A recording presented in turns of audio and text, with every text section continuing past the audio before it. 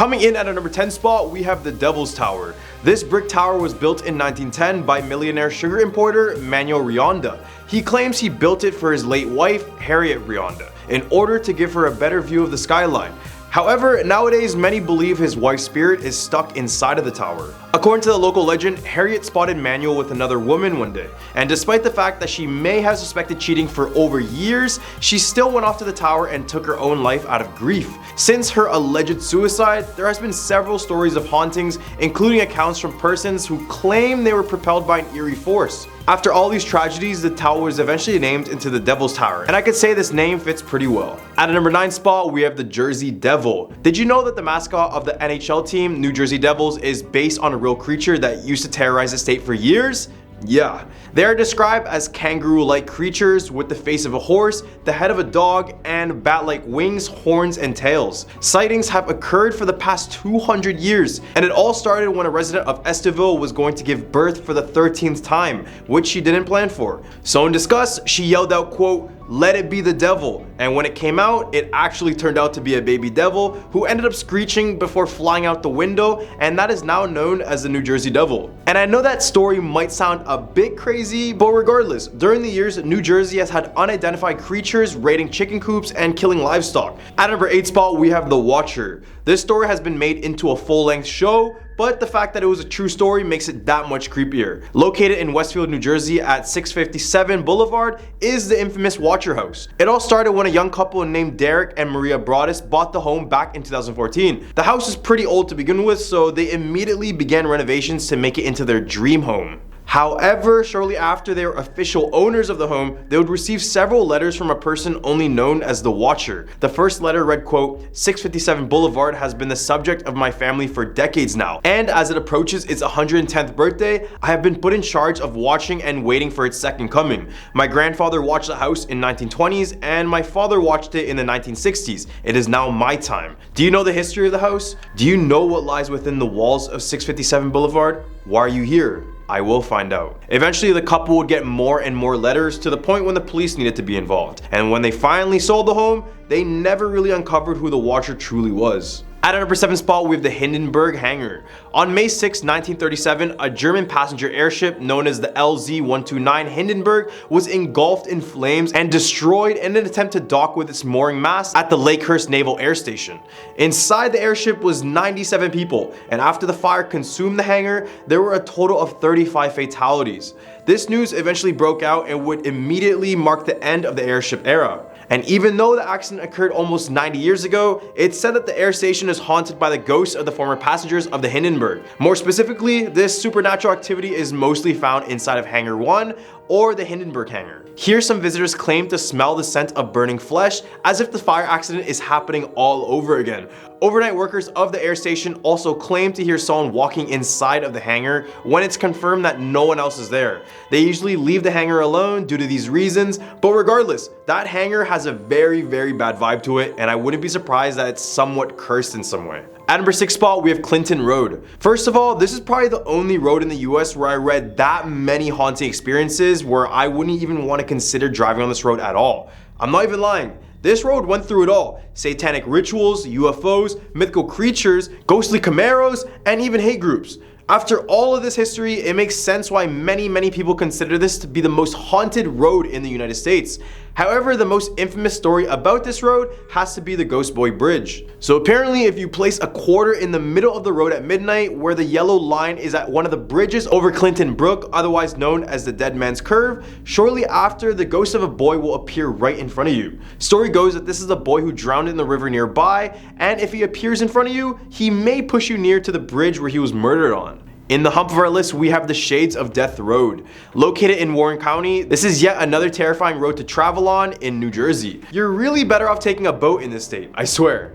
It's a 2-lane rural road that is around 7 miles in length. Legend of the road tells us of a time many years ago when a car full of teenagers were driving down this road to get to their prom. However, the road was extremely slippery that night, and when the car took a sharp turn, the car lost control and fell into a ditch, killing every single teenager in the vehicle. Nowadays, if you find that this road is very slippery, especially during a rainstorm, chances are you may catch a glimpse of one of the girl teenagers still wearing her prom dress. And some have even picked her up only to find that she disappears out of nowhere before arriving at her destination. The forest around this road has also been the site of many grisly murders and disappearances, and after many countless reports, this street was eventually given the name Death. At a number 4 spot, we have the Pines Barrens.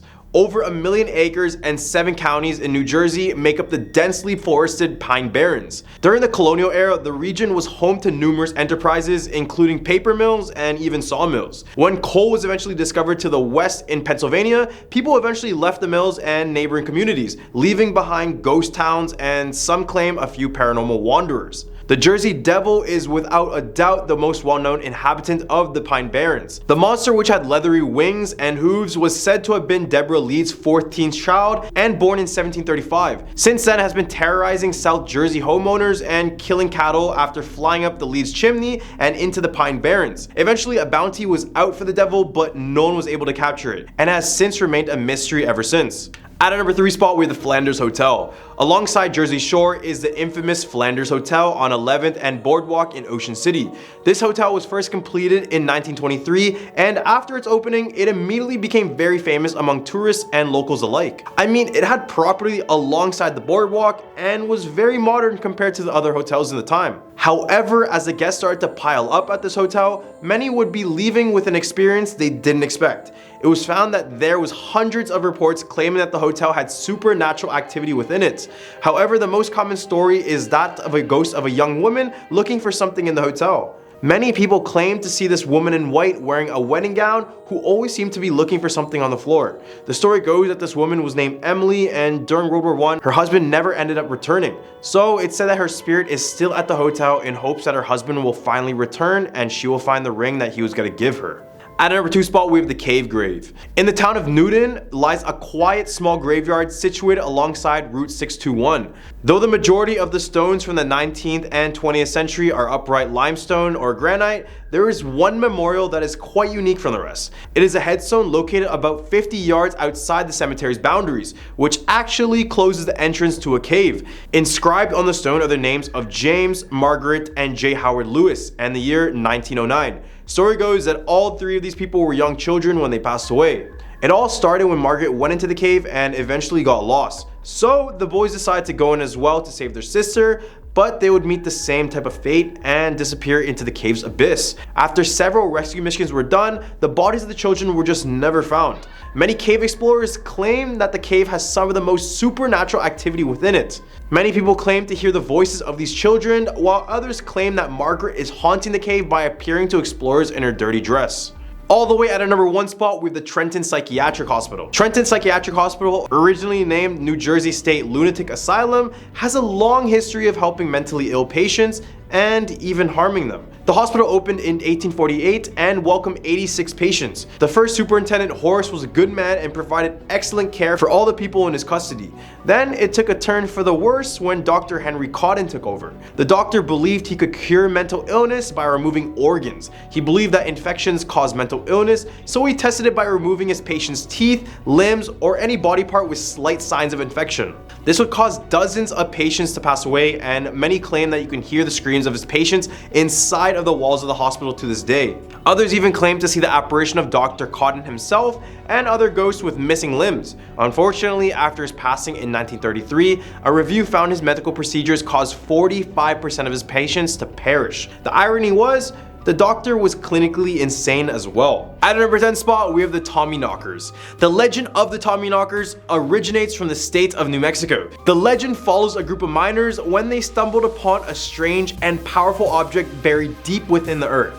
As they began to excavate it, they were overcome by its strange energy, which transformed them into these bizarre, violent creatures. These creatures were known as the Tommyknockers and were infamous for their ability to knock on the walls and ceilings of mines, warning other miners to stay away.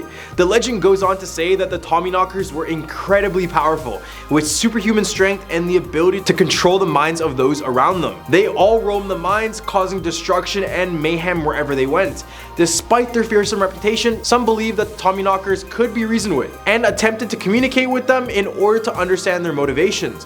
While some people, on the other hand, believe that the legend of the Tommyknockers is based on a real event that occurred in New Mexico, which had a bunch of trapped miners. However, others viewed a purely fictional tale. tale. Over the years, many people have come forward to speak about their encounter with the Tommyknocker, which only adds to this creature's mystery more. At a number 9 spot, we have a witch's heart. The legend of the witch's heart in New Mexico tells the story of a powerful witch who lived in the forest near a small village. She was said to be able to cast spells and control the elements, and many people were afraid of her because of that.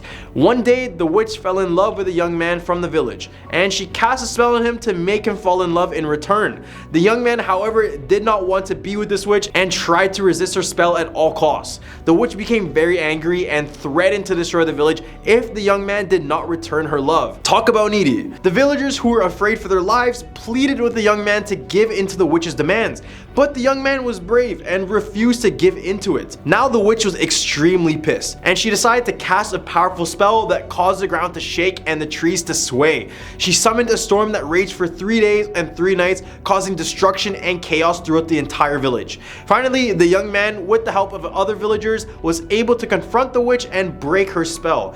The witch's heart was filled with so much anger and hatred that it just turned to stone, and she was never seen again. The villagers say that if you listen closely on a stormy night, you can still hear the witch's heart beating beneath the ground, a reminder of the power of love and the dangers of anger and hatred. At a number 8 spot, we have Haunted Mesa. The legend of the Haunted Mesa in New Mexico dates back to the early 1800s. According to the legend, the mesa was once home to a Native American tribe who lived in harmony with the land and its natural resources. But as time passed by, the tribe grew greedy and began to exploit the land. They would strip it of its resources and cause great harm to the environment because of it. As a punishment for their actions, the spirits of the land rose up and cursed the tribe, causing them to be consumed by a terrible darkness. The tribe was never seen again, and the mesa has been haunted ever since by the spirits of the land. They are said to still roam the area at night, searching for those who dare to desecrate the land. Many people have reported strange and eerie occurrences on the Haunted Mesa, including ghostly apparitions, unexplained noises, and mysterious lights. Some have even claimed to see the ghosts of the Native American tribe still wandering the mesa in search of redemption.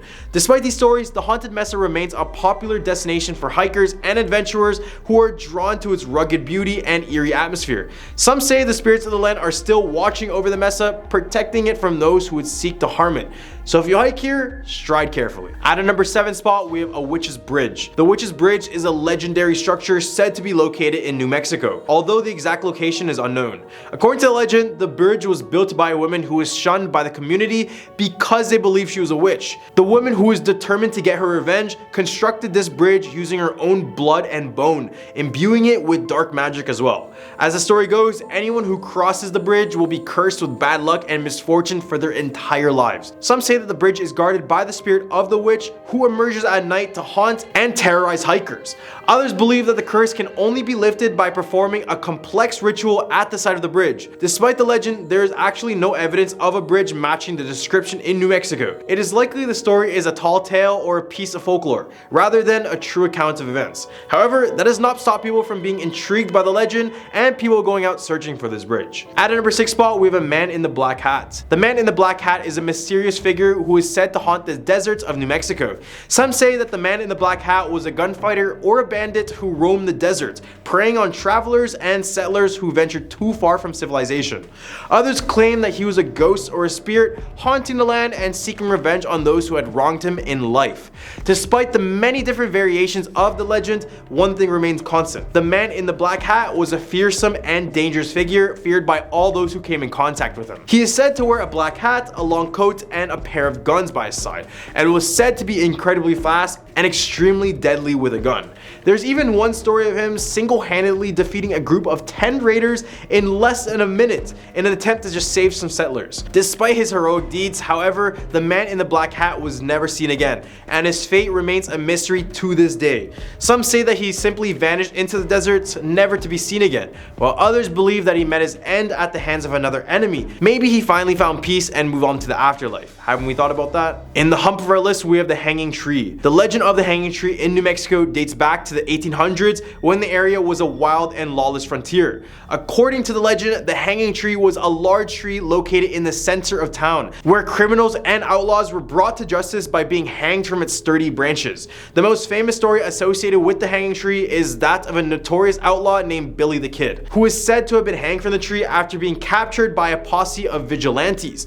Despite its reputation as a place of justice and punishment, the hanging tree was also said to be cursed, and many people believe that anyone who were hung from this tree would be doomed to haunt the town for eternity. Over the time, the tree became a symbol of fear and dread, and people avoided it at all costs, even during the day. Eventually, the town decided to cut down the hanging tree and burn it to the ground in an effort to rid the town of its dark history and the supposed curse that was said to be associated with it. Today, all that remains of the hanging tree is a small plaque on the spot where it once stood. At a number 4 spot, we have a witch's ladder. The legend of the witch's ladder in New Mexico tells the story of a powerful witch who lived in the mountains and was known for casting spells and curses on those who crossed her. One day, a group of travelers stumbled upon her cabin and asked for shelter for the night. The witch agreed, but she secretly cast a curse on them. Desperate to break the curse, the travelers sought help from a wise woman who told them that they must climb to the top of the mountain and gather a handful of the witch's hair in order to break the curse for good. The travelers managed to do this, but the witch chased after them using all the spells she knew. Using the hair as a talisman, the travelers outran the witch and made their way back down the mountain, where they burned the hair and finally broke the curse. From that day on, the mountain was known as the witch's ladder. Despite the fact that the legend of the witch's ladder is just a story, it continues to be told and retold in the American Southwest, reminding us of the power and determination and the importance of standing up to those who seek to do us harm. At number 3 spot, we have the curse of the full moon. The curse of the full moon is a popular tale told to many in New Mexico, and it involves a powerful medicine man who placed a curse on the land to protect it from the actions of early European settlers. The legend goes that the medicine man was a powerful shaman who had the ability to communicate with the spirits of the land and the animals that lived there. He was deeply connected to the natural world, and he would have a great reverence for the land and its inhabitants. However, when the European settlers arrived, they began to disregard the sacredness of the land and its inhabitants. They would cut down trees, hunt down the animals, and they would pollute the waters. The medicine man was outraged by the settlers' actions, and he decided to curse the land with a very powerful spell. And whenever the moon was full, the curse was said to be at its strongest, causing even more misfortune for those who dared to defy the spirits. Over time, the legend became well known throughout the region, and this is when people began to fear the power of the spirits and the curse. At a number 2 spot, we have the ghost lights. The legend of the ghost lights in New Mexico dates back to the time of the Native Americans who inhabited the region. According to the legend, the ghost lights were spirits of the dead who roamed the earth in search of their loved ones. These spirits were said to be the souls of warriors who were killed in battle, or of women and children who had died of disease or other natural causes. The ghost lights were said to appear as glowing orbs of light that floated through the air, moving silently and without any apparent direction. Many people have claimed to have seen the ghost lights and described them as eerie and settling, and some even reported feeling a sense of fear or dread when the lights were present. Despite this, however, many people also found that the ghost lights to be fascinating and mysterious, and they often went out of their way to try and catch a glimpse of these elusive spirits. In the recent years, the legend of the ghost lights in New Mexico has taken on a new dimension, with some people claiming to have captured video footage or photographs of the light. So if you guys want to see, go search it up on Google, and I promise you, you'll find one photo with it. At a number 1 spot, we have the Taos hum. The Taos hum is a mysterious low-frequency sound that has been reported in the town of Taos, New Mexico. It is described as a faint droning sound that is similar to the hum of a distant engine or the drone of a bee. Some people claim to hear the hum constantly, while others hear it occasionally. The source of the Taos hum is unknown, and there are many theories about what could be causing it. Some believe that it is a natural phenomenon caused by geological activity or atmospheric conditions. Others speculate that it is the result of human activities such as underground military bases or secret experiments. One of the most popular theories of this is caused by aliens. According to the theory, the hum is a signal or communication from an extraterrestrial civilization. Some people even claim to have experienced strange encounters or sightings of unidentified flying objects in the area where the hum is heard. Despite the many theories, no one has been able to definitely explain the Taos hum. The phenomenon remains a mystery and continues to fascinate and intrigue those who have experienced it. Some even claim that the hum has a strange, almost hypnotic effect on those who hear it, causing them to feel disoriented or dizzy.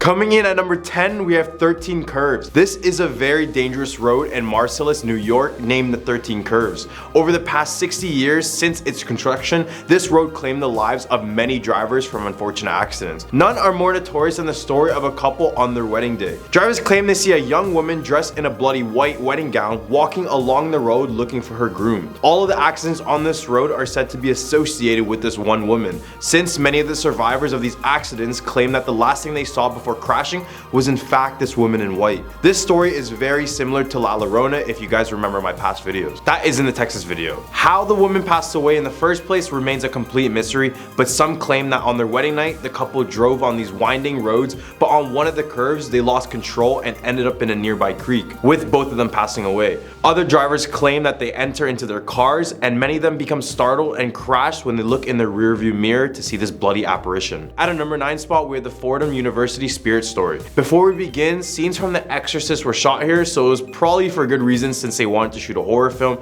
at this university filled with the supernatural. In the summer of 2003, RAs in the place noticed that in one room the beds were propped up rather than lying on the floor. It wasn't until one day an RA awoke from knocking on his door. When he opened it, he saw a Jesuit priest who said he would take care of the mattresses. Except when the RA tried to figure out who the priest was, he discovered that the only Jesuit priest bearing that description had passed away 10 years ago. That's not all the ghosts within this university. It's said that the spirit of a little girl who has been seen in the bathrooms is said to lurk and peek behind the shower curtains. Many other students revealed that they had sleep paralysis when inside the dorms, even though they had no such thing prior. Lastly, other students report being woken up due to the feeling of someone grabbing their neck and tugging their legs as if someone wants to drag them. At a number 8 spot, we have Rochester's White Lady. There's a white lady scary urban legend in almost all cultures, so I had to mention one in New York as well. In East Manhattan Park, visitors claim to see a crying woman asking where her daughter is. The story goes that in the early 1800s, a woman named Elisa lived in the area with her farmer husband. After a seemingly good start to their new home in Rochester, tragedy struck when Elisa's daughter suddenly disappeared. The story of her disappearance varies, but the most popular one is that the daughter asked Elisa if she can walk to the lake, but she never ended up returning. Regardless of what version you believe, the result is the same. People see the white lady roam the perimeters of the lake, constantly wailing and asking for the location of her daughter. People claim that she is more aggressive towards men, but appears as more heartfelt and sorrowful for women. This could be because women are more likely to assist her in finding her daughter, but much of it is unknown. At a number 7 spot, we have the White Horse Tavern. This tavern was established all the way back in 1673, making it America's oldest tavern, as you can see from the sign in the front of the building. During the 18th century, the owner of the bar was reported to be a pirate and rum smuggler, and when the British authorities were hunting for him, he hid out in this tavern during the Revolutionary War and brought in many other soldiers with him, where a lot of them would pass away in that tavern. The most activity in the tavern is said to be located on the 2nd floor in the master bedroom. Story goes that a young girl passed away from smallpox in that room, and many guests hear the little girl singing, and some workers claim they see a little girl running around with a lemon and lime knife looking to attack unsuspecting victims. And remember that pirate owner I mentioned? Yeah, he would end up murdering someone in that very room, but that's all up for speculation still. Regardless, the world's oldest tavern had to have a few of their own ghost stories. At a number 6 spot, we have the Rolling Hills Asylum. Located in East Bethany, New York, this asylum was originally named the Genesee County Poor Farm. A poorhouse is a place where orphan children, families, the elderly, and where physically and mentally handicapped people go. All the people who passed away at the asylum were buried on the property grounds, which led many people to believe to be haunted throughout the entire area. The favorite entity spotted there is called Roy Crouse. The owner had encounter with Roy the ghost. One day she went in and a rat went across the room. The rat startled her, and then she went to scream and then left the asylum. The next day when she came back, she noticed a rat that startled her was found dead on the stairs with blood oozing out of it. Above that was a bloody handprint, presumably with the blood of the rat. She believes it was Roy helping her, as the rat scared her pretty bad. Right in the hump of our list, we have the Curse of 1940. The Curse of 1940, or the Dutton's Curse, was a hex that was believed to cause NHL's New York Rangers not to win a Stanley Cup between 1941 all up until 1993. For all you non-hockey fans, the New York Rangers were very successful in their early years when they took 3 Stanley Cups, 1928, 1933, and 1940. After a 54-year wait, they won another Stanley Cup in 1994, but many fans believe the reason they haven't touched gold in so long is because of this curse. This was because in the 1939-40 season, the mortgage of the Madison Square Garden, which is the place where the Rangers played, was paid off, which led to management to burn the entire mortgage in the bowl of the cup. This led many to believe that the hockey gods put a curse on them. For example, in the 1950 Stanley Cup Finals, the Rangers had to play in the Maple Leaf Gardens in Toronto for their home ice, which could be related to the fact that the MSG burned their mortgage, forcing them to play in another city, hence why they didn't win that year. I know sports curses are not scary at all, but for New York Rangers fans, this is the most terrifying thing they heard all year. At our number 4 spot, we have Palmyra Historical Museum. As the name suggests, this museum is located in Palmyra, New York. This building is thought to be over 200 years old and once served as a tavern and a hotel. It is now open to the public as a museum, but there's a reason why this one is on the list. The story goes that 6 days before Christmas 1964, a fire raged a small home which had Ruth Anna Breeden, her husband Paul, and 6 children inside. It was a supposed flash fire which engulfed the entire house quickly. The husband managed to escape, but the mother and her 6 children were found burnt in the basement underneath a mattress. Although the fire didn't happen in the museum per se, it sits on the home's foundation, meaning the basement is the exact same. This is why many guests claim to catch the scent of ash in the basement, because this is where the woman and her children lost their life. In the museum, guests also report toys being flown off shelves and even feeling their hair and clothes being tugged on. All the way at our number 3 spot, we have Vale Cemetery. After being opened in 1857, the historic Vale Cemetery became the largest cemetery in Schenectady, New York. After many years, guests will report some pretty eerie paranormal activity going on inside the cemetery. Many people had come forward, all reporting the same phenomenon, saying that the statues would bleed from their eyes. It's very important to note that all the people that came forward were not related in any sort of way, making all these accounts really genuine. Other people visiting the cemetery also claim that they've seen figures sitting in the trees above the tombstones and even full-blown apparitions of crying ghosts. The cemetery now has a total of 33,000 assigned plots, making it a spiritual hub. At our number 2 spot, we have the ghost ship of the Hudson River. Back when New York was just a small village, reports surfaced of a spooky ship floating on the river. Seen at dusk on foggy days, many say it was the spirit of the Henry Hudson's Half Moon ship. One of the reports came from an anonymous source of the weather dork that they referred to as Samuel. He was spending the day fishing on the shore of the Hudson, but then an odd ship caught his gaze. He claimed the ship was floating on air above the water, but as the ship got closer to him, he found that it had no crew on deck and had 3 empty masts. Regardless of the fact that it was floating, the ship could only be heard when it got closer, and the wood would be creaking as if it was on water when it wasn't. Eventually, a storm came and slowly brought the ship back into the river, slowly disappearing into the darkness and the rain. If you listen to this story and get some Flying Dutchman vibes, you're right. All the way at our number 1 spot, we have the Amityville Horror House. It all started with an invitation from a news anchorman in Long Island. All the Warrens knew that there was a tragedy inside of the home, and the owners left after only living at the home for little less than a month. After Ed Warren spoke to the owner of the home, George Lutz, he quickly agreed to have them investigate. George was so horrified by the house that he only left the keys to the house and completely left the area. When the Warrens were in the house, they described feeling a powerful negative energy, calling it, quote, diabolically infested. Ed then entered the basement and felt immediate pressure, which pinned him on the floor. He commanded to Jesus Christ to leave, and it lifted it off of him. This was no regular paranormal case. The Warrens were unaware that 6 people were murdered in that home 7 months ago, where Ronald DeFeo Jr. murdered his entire family in that one night. At our number 10 spot, we have the Devil's Tramping Ground. Located in the dense forest of the Harper Crossroad area in Bear Creek, North Carolina, lies a camping ground known as the Devil's Tramping Ground. And I know, the name alone should tell you all about the place, because in local lore, they suggest this is the location where the devil, quote, tramps. And this has caused a small circle of area to become lifeless and never have the ability to grow anything. Locals have tried to revive the area by planting various seeds and also using fertilizers, but nothing seems to be able to fully grow within this circle of land. Some historians believe this was also an ancient meeting place for local Native American tribes. They would come here to do ceremonial dances and other festivals. But in the 1930s, newspapers were hit with the news that a beast was guarding these grounds. The story read, quote, coon and possum hunters and their dogs have been on more than one occasion chased from the vicinity of the Devil's Tramping Ground by a ferocious beast said to resemble a black bear. At a number 9 spot, we have Dana Auditorium. Located in Greensboro, North Carolina is Guilford College. This place was built all the way back in 1837, so it went through countless waves of students. Most of the places in the college are completely normal, but in the 1960s, the Dana Auditorium was constructed, and it housed the Guilford College Music Department. However, they failed to realize the history of the grounds they built on. on. Across the street from the campus are graves of men dating back to the 18th century who passed away during the Revolutionary War, and many believe that the location where the Dana Auditorium stands is the same location of the hospital used to take care of these soldiers, and where many ended up passing away. Many students and staff members recall feelings of cold spots and the feeling of being grabbed by something they just can't see.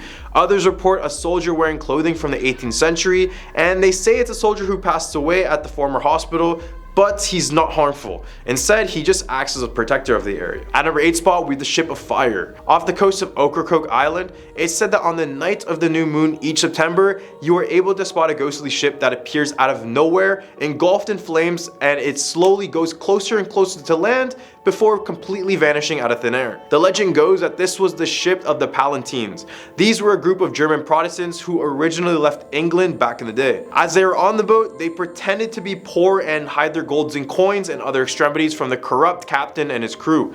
And this is the part when they messed up, because when they began to see the shores of North America, they just started to celebrate, showing all their valuables in a rush to get off of the land. The captain and his crew began to see the amount of wealth their passengers had and decided to postpone the docking and wait till the next day. So during the night, the captain and his crew proceeded to murder every Palatine on board, which included all sorts of ages. Then they left on small boats and they torched the entire ship behind. At number 7 spot, we have the vampire beast of Bladenboro. During the 1950s, something was going out and leaving behind a lot of dead dogs around the woods of Bladen County. Eventually, news outlets would begin to report a creature that is so strong that it's just going out and attacking everything in sight. This animal was reported to be draining the blood of neighborhood animals, 8 dogs, a family of kittens, and at least 1 lamb. Early eyewitnesses report that the beast was around 100 pounds, and many thought it was just another wolf or mountain lion. However, it wasn't until the beast attacked its first and only human. The next day, the police chief said the town of 790 people was as quiet as he's ever known it. Eventually, everyone was strapped up and were ready to kill whatever beast that was out there on a killing spree. However, the beast seemed to have vanished from the town. At number 6 spot, we have Lake Norman. You guys are gonna get sick of this, but I guess there's literally a version of the Loch Ness Monster in every single state of the US. North Carolina's version is Normie. We keep killing Normie. Lake Norman is the largest man-made body of fresh water in the state, and ever since, it's been under heavy speculation of what lies underneath the depths. For example, prior to the year 2000, there weren't many reports of alligators, but nowadays it seems like they're native to the lake. So that brings up the question, what else became native to Lake Norman? Many people believe the answer to that question is a beast closely resembling the Loch Ness Monster. It's a long serpentine creature with scaly fins, and it's been reported to chase fast boats and even bump into water skiers and swimmers. On one occasion, a professional scuba diver encountered this creature and said it bit off one of his flippers clean off. However, others believe it could just be a mutant fish because this is a man-made lake. Who knows, it could be from all the pollution. In the hump of our list, we have the Balsam Mountain Inn. Located in Balsam, North Carolina is a wooden hotel now known as the Grand Old Lady Hotel. But for the context of everything supernatural, we're just gonna call it by its original name, the Balsam Mountain Inn. This hotel was built all the way back in 1908 by 2 brothers-in-laws, Joseph Kenny and Walter Christie, in hopes to expand their business. While other hotels in the area were failing to start, the Balsam Mountain Inn was in a very good area, so they had plenty of business. By the late 1980s, the entire hotel was emptied out, however, as all things must come to an end. Then in December of 2017, a business person by the name of Marzina bought the hotel, but her first warnings were from the former owners and staff claiming that it was haunted. Marzina decided to report her own findings, and after sleeping in one of the rooms, she claimed to have been woken up in the middle of the night and have her blanket taken off of her. At number 4 spot, we have Brown Mountain Lights. In Pisgah National Forest is the Brown Mountain, and many visitors and locals have reported a series of ghost lights or orbs that pop out of nowhere. According to Cherokee history, a significant battle between the Cherokee and the Catawba Indians took place at Brown Mountain around the year 1200 AD. The unexplained lights are thought to be the result of Indian maidens still looking for their husbands who perished in the battle. These lights can be seen in many different colors, including white, red, yellow, orange, and even blue. On top of that, the lights have been inspected by the US government 3 times, numerous times by private companies, and frequently by the Appalachian University students. And no one has been able to give a proper proper explanation to this. And to this day, these lights will always be a mystery. So the best way to find out about them is just to go and check them out for yourself. At our number 3 spot, we have the Highland Hospital. Located in Asheville, North Carolina is the infamous Highland Hospital. It was built in 1904 by Dr. Robert S. Carroll, and it became a mental institution to take care of those who had nervous diseases. As the years went by, the hospital would decay from the inside out. In 1948, a fire engulfed a section of the hospital, causing the deaths of American novelist and painter Zelda Fitzgerald along with 8 other patients. For those who don't know, Zelda Fitzgerald was the wife of F. Scott Fitzgerald, who is the one who wrote The Great Gatsby. And she was in the hospital because she had to undergo an electroshock therapy but got trapped due to this fire. Nowadays, the place is a recovery home for teens and young adults, but many of the residents and workers claim to see the spirit of Zelda. She can be seen walking through the halls, and others even report talking to Zelda, but much of that conversation is a whole lot of confusion, and she ends up vanishing by the end of it. At number 2 spot, we have the Biltmore Estate. Originally built to be a vacation home for George Washington Vanderbilt, the Biltmore Estate was a grand mansion that happened to be the largest home in the country at the time. Several past guests and even employees have related tales of hearing a voice continually speaking the name George in the hallways. It is believed that Edith Vanderbilt herself, who is thought to be another spirit that is said to also reside in the mansion, is walking the halls and maybe looking for her husband. Some of the groundskeepers who worked that night had overheard party-like conversations, glass clinking, and laughter. However, the only issue is that nobody is hosting any sort of party during these times. The family never had a pet, but visitors claim to see a headless orange cat walking out in the garden and usually shows up before bad luck strikes a person. The area around the estate is pretty haunted as well because back in the day, many hangings were done and these spirits are still trapped in the area. At number 1 spot, we have the Helen's Bridge. In Asheville, North Carolina is one of the coolest looking, but also one of the scariest bridges in America. You guys can be the judge of that by the end of this point. It's been said that Helen's Bridge has been haunted for nearly 100 years since its construction in 1909. The bridge was created in order to have a roadway connecting a mansion to the rest of Asheville, but it just made sense at the time, right? So how did the bridge get its name? Story goes that a single woman named Helen lived in Asheville with her infant daughter. One day while cooking, a large fire engulfed the entire home, causing her to rush out of it, leaving her daughter behind. The entire house would end up burning down, and after she received news of her daughter's passing, she just completely broke down mentally. Then one day Helen decided to take a walk to the nearby woods, and before coming across this bridge to the mansion, she hung herself on one of the steel posts. People who have driven to the bridge had recalled dealing with car trouble despite no prior symptoms. Issues like drained batteries, engine stalling, and other mechanical issues were said to have been reported. Coming in at number 10 spot, we have Trollwood Park. In Fargo, North Dakota is the Trollwood Park. And at first glance, it really looks like your typical park, but that should all change once you realize it was built directly on top of a cemetery and former asylum. Obviously, those who built the park knew of this and already planned to move many of the bodies away, but it's confirmed that they didn't manage to take out all of them. As briefly mentioned, the Cass County Hospital was built on top of the park around 1895, and over the years many people were left buried with no tombstones or even a marking of their location, which is why many remain in this park to this day. One notorious ghost that haunts the area is a woman wearing a blue dress that dances around the willow trees, and other visitors here claim that the ghosts here like to call out names in order to get people to lay them to rest finally. And oddly enough, in one instance, erosion caused one of the graves to resurface, causing one visitor to trip on real human bones. Imagine you're just playing in a playground only to stumble upon century-old human bones. At the number 9 spot with the Mini Washitu. The Dakota tribe has talked about a river monster named the Mini Washitu that has terrorized the Missouri River since the beginning of time.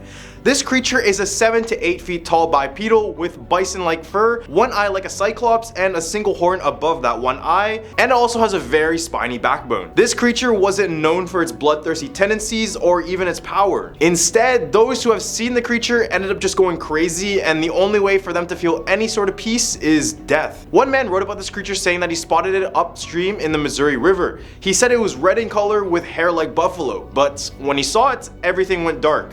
And the last thing he wrote was that he was walking home, but when he arrived, he lost all sort of reason and passed away in a couple of minutes. Kinda sounds like the Netflix movie Bird Box, doesn't it? So best to keep your blindfolds with you in North Dakota. At a number 8 spot, we have the Stairway to Hell. Yup, if you're looking for a direct way to hell, this place might be for you. Jokes aside, located in Tegas, North Dakota is what many claim to be the Stairway to Hell.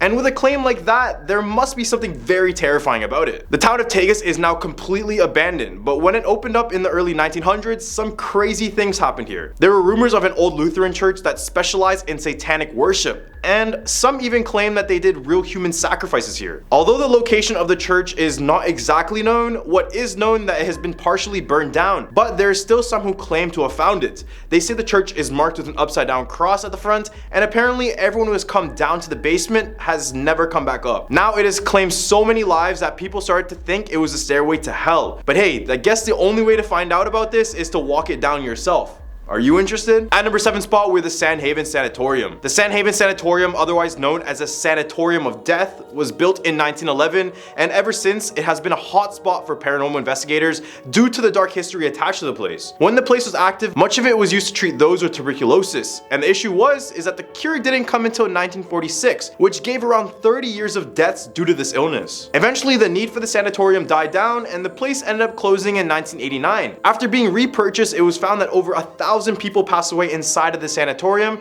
with the majority of them being in unmarked graves. To make matters worse, many satanic worshippers has made their way here to perform rituals using pentagrams and even sacrifice. Eventually, ghost adventures made their way here as well, and even spoke with another spirit inside of the property. Others believe that patients of this place were badly mistreated, which could give more reason to all these hauntings. At a number 6 spot, we have Devil's Lake. When you get a name like this, you can't be surprised if anything bad happens to you here. The thing most people worry about when they step foot into this water is the Devil's Lake monster. The legend goes that centuries ago, many Siletz Indians vanished into the lake after their vessel was pulled down by giant tentacles. When the first Christian missionaries arrived in the Lincoln City area, local Native Americans told them of an octopus-like creature that appeared during periods of long drought. They even host a festival every single year for this creature, and back in those days, they used to sacrifice various animals into the lake. But obviously that's not done now. But as with any other sea monster, this creature still remains a huge mystery because in some accounts, people describe it as a Loch Ness Monster lookalike, but in others, people lay claim that it resembles a large giant octopus or something like the Kraken. In the Humphrey list, we have White Lady Lane. Sometime in the early 20th century in the town of Walhalla, there was a 16-year-old girl named Anna Story who met with a much older man named Samuel Khalil, who was out selling items in the marketplace. As soon as Samuel saw Anna, he fell deeply in love and went straight to the mother to ask for permission to be with her daughter. Since there was a huge age gap and the fact that the daughter was only 16 years old, the mother denied any sort of romantic relationship. However, she made an offer, which was to allow her to use all of Sam's items,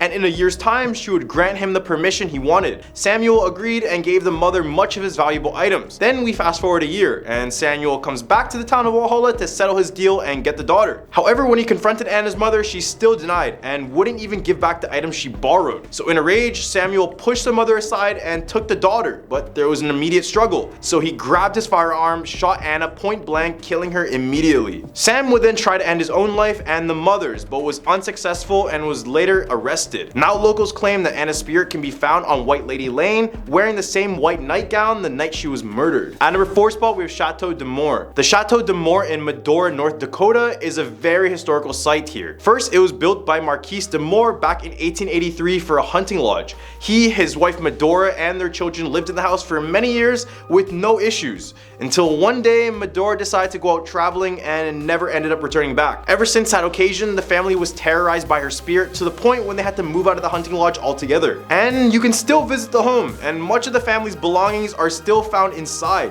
which led many people to believe that Medora's spirit is still inside the home as well. This is because various visitors claim that a voice is telling them to get out of the house, while others recall that the house is filled with all sorts of unexplained cold spots. At a number 3 spot, we have the Stack Monster. In Bismarck, North Dakota lies the infamous Liberty Memorial Building. It was originally built in 1924 and is the oldest building on the Capitol grounds. More specifically, the library inside of the building is where many have had strange occurrences. This is because it's said that the library is haunted by a creature known as the Stack Monster. This monster would flicker lights, push people into harm's way, and overnight workers have claimed to hear very loud footsteps in the library when no one else is around. And these hauntings aren't specific to humans only. One time, the former director of the State Historical Society came into the library with his dog, only to see his dog's hair stand up, and it couldn't stop barking at a dark section of the library. At a number 2 spot, we have the NDSU campus. 2 NDSU residence halls are said to be haunted by different spirits. First, we have the ghost of a man who hung himself on a heating pipe within Sarah's Hall. As well, students have mentioned everything from lights going out on entire levels to sensing an odd presence nearby. The 2 areas with the most paranormal activity here are the basement and the 3rd floor. When people enter the basement of the Sarah's Hall, there have been numerous accounts of people who feel a strange feeling of panic and a triggering fight or flight response when they enter. On the other end, we have the Menard Hall, and legend states that one morning after a school dance, a janitor found the bodies of 2 students in the dance room. The case ended up going cold, which is kinda ironic since students who enter this hall report that there are far too many cold spots for it to be considered normal. At number 1 spot, we have the Riverside Cemetery. Opening in 1878, this cemetery, located alongside the Red River in South Fargo, is the largest and oldest cemetery in North Dakota. And this place is possibly the only cemetery where you may hear voices coming from the tombstones. As the number of paranormal occurrences increased at the cemetery, ghost hunters came in and have apparently recorded what sounds like knocking near the doors to several mausoleums. Other visitors have reported that they've seen bizarre, unexplained mist, orbs, and even different strange anomalies that appeared in photos and videos of the area. So if you ever want to see it, go search for a YouTube video of this place and you probably will see why it's haunted.